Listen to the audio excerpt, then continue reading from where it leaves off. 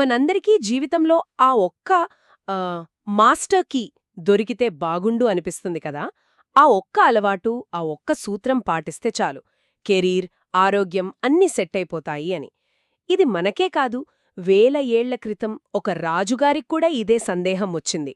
కోసల దేశాన్ని పాలించే పసేనది అనే రాజు నేరుగా బుద్ధుడి దగ్గరకు వెళ్లి ఒక అద్భుతమైన ప్రశ్నడిగాడు.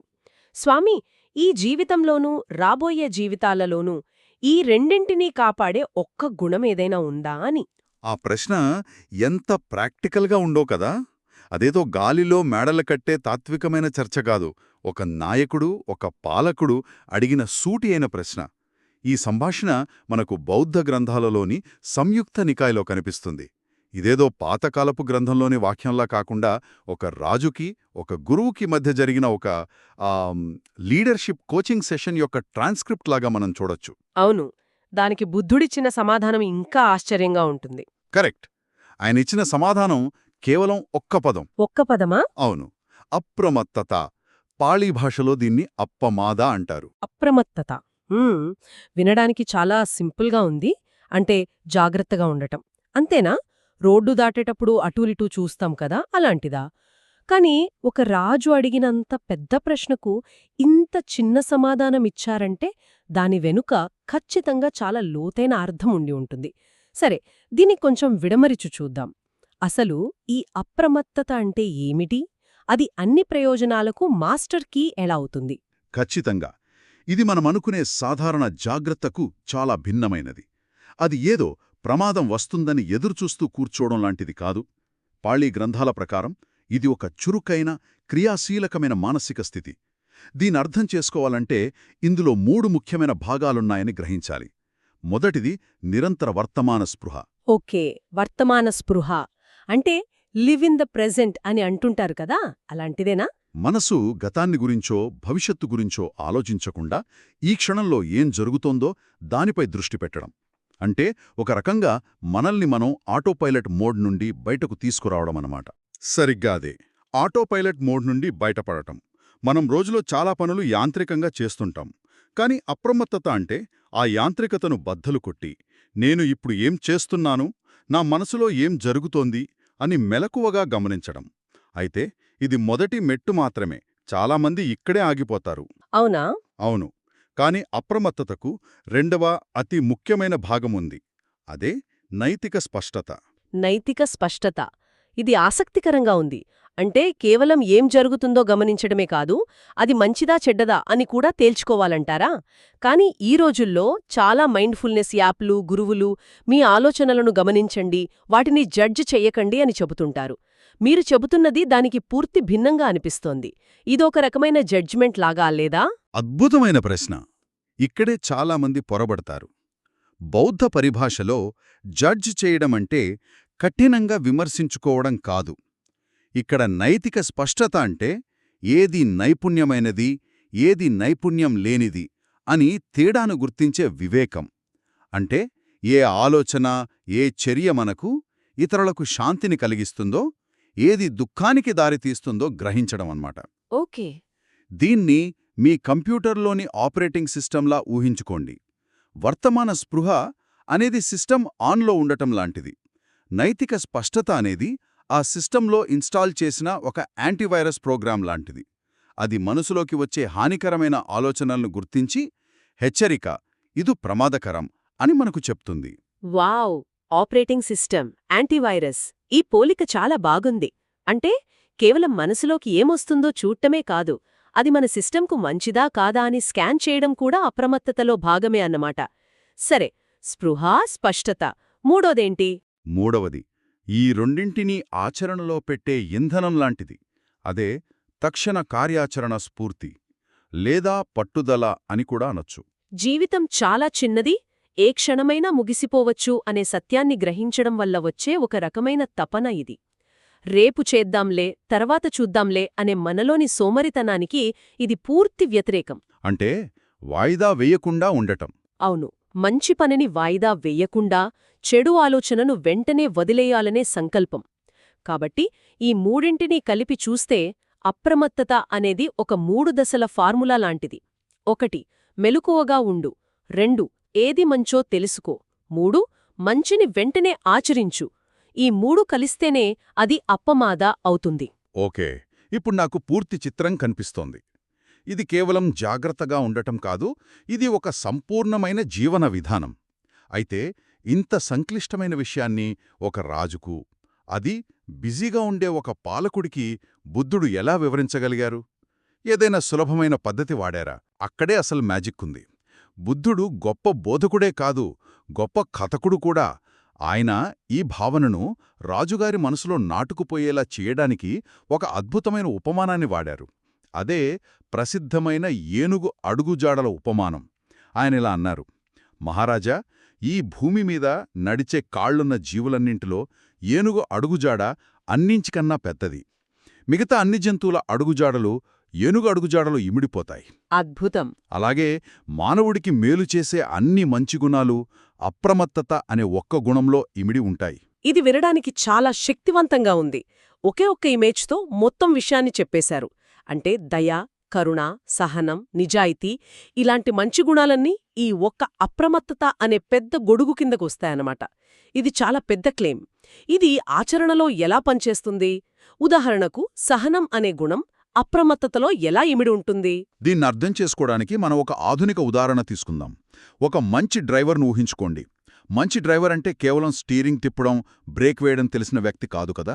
కాదు. ఒడ్డును, తమ వేగాన్ని, చుట్టూ ఉన్న వాహనాలను ఇలా అన్నింటినీ ఒకేసారి గమనిస్తూ ఉంటారు. ఈ సంపూర్ణమైన, చురుకైన అవగాహనే అప్రమత్తత. ఆహా, అర్థమవుతోంది. ఇప్పుడు చూడండి, ఆ డ్రైవర్ టర్న్ చేసేటప్పుడు సిగ్నల్ వేస్తాడు. అది నిజాయితీకి ప్రతీక. వేరే కారుకు దారి ఇస్తాడు.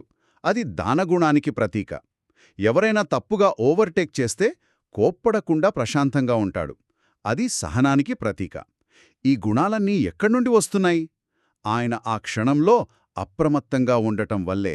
కరెక్ట్. ఒకవేళ ఆయన ఫోన్ చూస్తూ పరధ్యానంగా ఉంటే, అంటే అప్రమత్తంగా లేకపోతే, సిగ్నల్ వేయడం మర్చిపోతాడు, దారి ఇవ్వడు, బహుశా కోపంతో అవతలివారిపై అరుస్తాడు కూడా. చూశారా? ఆ ఒక్క అప్రమత్తత అనే పునాది ఉంటేనే మిగతా గుణాలన్నీ దానిపై నిలబడతాయి. అందుకే ఏనుగు అడుగుజాడ అన్నింటినీ తనలో ఇముడ్చుకున్నట్లే అప్రమత్తత మిగతా అన్ని సద్గుణాలకు మూలమవుతుంది. ఆ డ్రైవర్ ఉదాహరణతో విషయం క్రిస్టల్ క్లియర్ అయింది. ఆ పునాది లేకపోతే మిగతావన్నీ కూలిపోతాయి. సరే, ఈ గుణం ఎంత ముఖ్యమైనదో అర్థమైంది. ఇప్పుడు మనం రాజుగారి అసలు ప్రశ్నకు వద్దాం.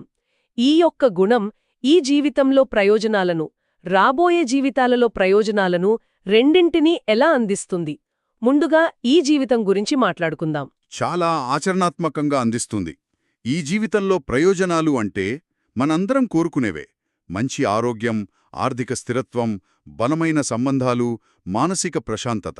వీటన్నింటికీ అతిపెద్ద శత్రువు నిర్లక్ష్యం. ఇది అప్రమత్తతకు వ్యతిరేక పదం. మనం అప్రమత్తంగా ఉంటే మన ఆరోగ్యాన్ని నిర్లక్ష్యం చెయ్యం. సరైన ఆహారం, వ్యాయామంపై శ్రద్ధ పెడతాం.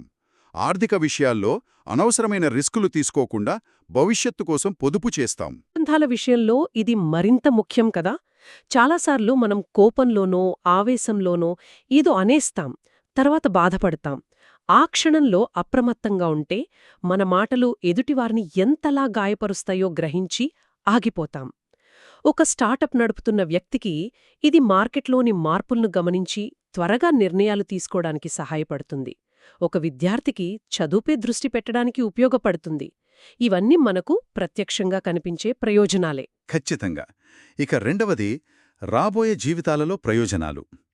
బౌద్ధ సందర్భంలో ఇది మంచి పునర్జన్మ, చివరికి దుఃఖం నుండి పూర్తి విముక్తి అంటే నిర్వాణాన్ని సూచిస్తోంది.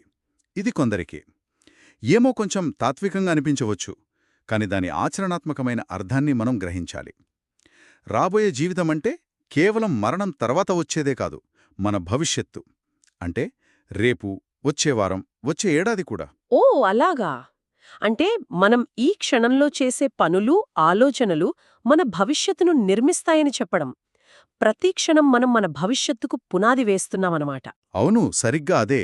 మనసులోకి అసూయ, ద్వేషం వంటి ఆలోచన వచ్చినప్పుడు అప్రమత్తంగా ఉన్న వ్యక్తి దాన్ని వెంటనే గుర్తిస్తాడు.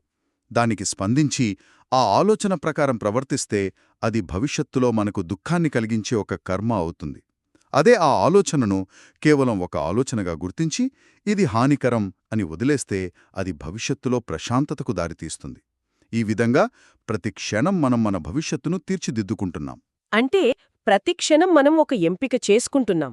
ప్రశాంతత వైపు ఒక అడుగు వేయడమా లేక గందరగోళం వైపు ఒక అడుగు వేయడమా అని. అప్రమత్తత అనేది ఆ ఎంపికను సరిగ్గా చేసుకోవడానికి సహాయపడే ఒక దిక్సూచిలాంటిది. ఇది చాలా లోతైన విషయం. అయితే ఈ బోధన వేల సంవత్సరాల క్రితం చెప్పబడింది. నేనిప్పుడు నా ఆఫీస్లో ఉన్నాను. నాకు 3 డెడ్లైన్లున్నాయి. నా ఫోను ప్రతి 5 నిమిషాలకు మోగుతోంది. పిల్లల నుండి మెసేజులొస్తున్నాయి. ఇంత గందరగోళంలో ఈ అప్పమాద ఎలా పనిచేస్తుంది? అర్థం చేసుకోవడం చాలా ముఖ్యం. చాలామంది ఈ రెండు ఒకటే అనుకుంటారు. కానీ వాటి మధ్య ఒక కీలకమైన తేడా ఉంది. ఆధునిక మైండ్ఫుల్నెస్ తరచుగా వర్తమాన క్షణంలో ఏం జరుగుతుందో గమనించడం, దాన్ని అంగీకరించడం అనే దానిపై దృష్టి పెడుతుంది. ఇది చాలా మంచి ప్రారంభం. అవును, నా యాప్ కూడా అదే చెబుతోంది. ఆలోచనలు వస్తాయి, పోతాయి, వాటిని మేఘాల్లా గమనించండి, వాటితో పోరాడకండి అని. కాని మీరు మొదట్లో చెప్పిన నైతిక స్పష్టత, కార్యాచరణ స్ఫూర్తి అనేవి దీనికి భిన్నంగా ఉన్నాయి. అవి కేవలం గమనించడం కాదు, చొరవ తీసుకుని ఏదో ఒకటి చేయడంలాగా ఉన్నాయి. ఈ రెండింటి మధ్య వైరుధ్యం లేదా? వైరుధ్యం లేదు, కానీ అసంపూర్ణత ఉంది. అప్రమత్తత అనే పురాతన బోధన ప్రకారం కేవలం గమనిస్తూ కూర్చోవడం అనేది మొదటి అడుగు మాత్రమే. అది అసంపూర్ణమైన మైండ్ఫుల్నెస్. ఉదాహరణకు, మీ ఇంట్లో పొగ వస్తోందని మీరు గమనించారు. ఇది మైండ్ఫుల్నెస్. పొగ వస్తోంది, నేను ఈ పొగ వాసనని గమనిస్తున్నాను అని కూర్చుంటే ఏమవుతుంది? ఇల్లు కాలిపోతోంది. ఖచ్చితంగా. అప్రమత్తత అంటే ఆ పొగను గమనించి అది అగ్ని ప్రమాదానికి సంకేతమని గ్రహించి, అదే నైతిక స్పష్టత. వెంటనే నీళ్లు చల్లడమో, ఫైర్ ఇంజిన్కు ఫోన్ చేయడమో, తక్షణ కార్యాచరణ చేయడం. అద్భుతమైన పోలిక. అంటే మైండ్ఫుల్నెస్ అనేది అలారం మోగడం లాంటిది. కానీ అప్రమత్తత అనేది అలారం విని అది ఎందుకు మోగుతోందో అర్థం చేసుకుని దాన్ని ఆపడానికి చర్య తీసుకోవడం. కేవలం అలారం శబ్దాన్ని వింటూ కూచోడం కాదు. సరిగ్గా.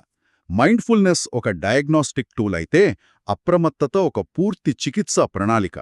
అందుకే బుద్ధుడు ఈ గుణానికి అంత ప్రాధాన్యత ఇచ్చారు. ఆయన జీవితంలో చెప్పిన చివరి మాటలు కూడా దీని గురించే. తన 80వ ఏట భౌతిక శరీరాన్ని విడిచిపెట్టే ముందు తన శిష్యులతో, భిక్షులతో ఇలా అన్నారు: ఈ ప్రపంచంలో తయారైన ప్రతీదీ శాశ్వతం కాదు, అన్ని నశించిపోవాల్సిందే. మీ విముక్తి కోసం అప్రమత్తతతో కృషి చేయండి. తన 45 బోధనల సారాంశాన్ని ఆ ఒక్క పదంలో ఇమిడ్చి చెప్పి వెళ్లారు. విజయం కోసం ఆ ఒక్క మాస్టర్కి ఏమిటి? దానికి సమాధానం అప్రమత్తత. ఇది కేవలం ఒక గుణం కాదు, మిగతా అన్ని సద్గుణాలకు పునాది. ఏనుగ అడుగుజాడల ఇది అన్నింటినీ తనలో ఇముడ్చుకుంటుంది. ఇది వర్తమానంలో మనల్ని కాపాడుతూ భవిష్యత్తుకు భరోసానిచ్చే ఒక చురుకైన, క్రియాశీలకమైన మానసిక స్థితి. అవును, ఈరోజు మనం చాలా లోతైన విషయాలను చర్చించుకున్నాం. ఈ చర్చ వింటున్న వాళ్ళకి ఒక ఆలోచనను మిగిల్చి వెళ్తున్నాం. మనం చర్చించుకున్న ఈ ప్రాచీన అప్రమత్తతకు, మనం తరచుగా వినే ఆధునిక మైండ్ఫుల్నెస్కు మధ్య ఉన్న తేడా మన జీవితాలను ఎలా ప్రభావితం చేస్తోంది? కేవలం గమనించడానికి, శ్రద్ధతో కృషి చేయడానికి మధ్య ఉన్న ఆ చిన్న గీత మన సంబంధాలను, మన కెరియర్ను, మన ప్రశాంతతను ఎంతగా మార్చగలదు? అంతేకాకుండా ఇంతకి ముఖ్యమైన గుణాన్ని వివరించడానికి బుద్ధుడు ఏనుగు అడుగుజాడల ఉపమానం కాకుండా ఇంకా ఏవైనా శక్తివంతమైన ఉపమానాలను వాడారా అనే విషయం గురించి ఆలోచించవచ్చు.